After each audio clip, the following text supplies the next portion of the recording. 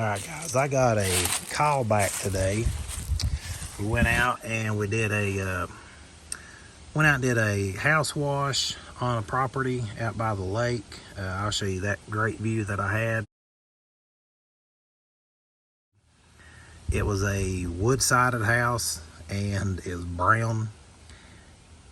Once the spider webs got wet, it was hard to see what was not and what was and what wasn't clean. The shutters, I spent a lot of time on the shutters because the shutters were spray painted and they kept running.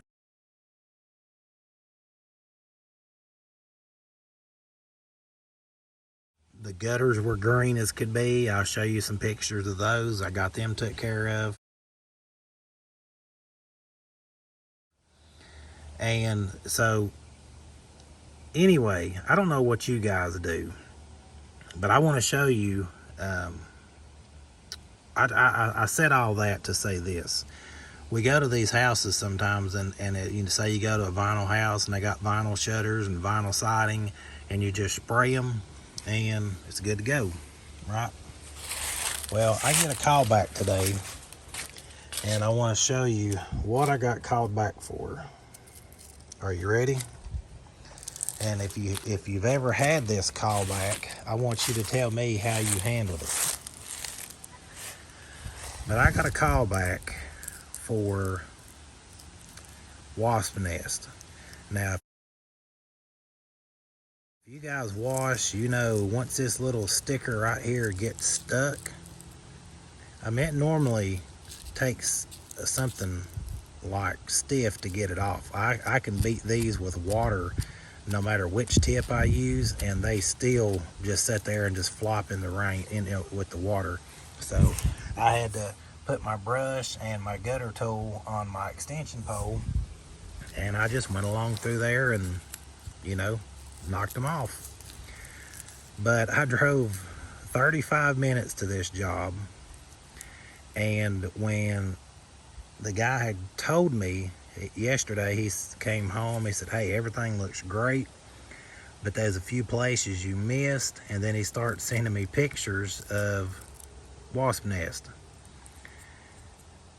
I don't have any kind of agreement with my customers like, okay, this doesn't get covered, oxidation is not covered, stains are not covered. And maybe I should come up with something so I can send it to them and they can look it over and agree. But guys, I have shot wasp nests before. All these right here, I sprayed the heck out of these the other day, and all they did was just sit there and go like this. It didn't matter which tip I used or how close I got it. Now I can take my tool and just barely scrape it and they fall. How do you guys handle wasp nest? I don't normally do anything with them. If they're there, they're there, because sometimes they get up pretty high and you can flood an attic, you can flood the vinyl trying to get them, or just leave them. I try to get all the houses that I wash clean perfectly. So I'm interested to know, for you guys that wash, or say you're watching this video and you paid somebody to wash your house, did you expect them to get the wasp nest? As you go along through there and everything's cleaned, are you going to come and go, oh man, here's a wasp nest, let me call him back because my house isn't clean? Well, in my opinion, a wasp nest being on your house doesn't make it not clean. That's just my opinion. That's the way I've been washing the whole time I've been washing.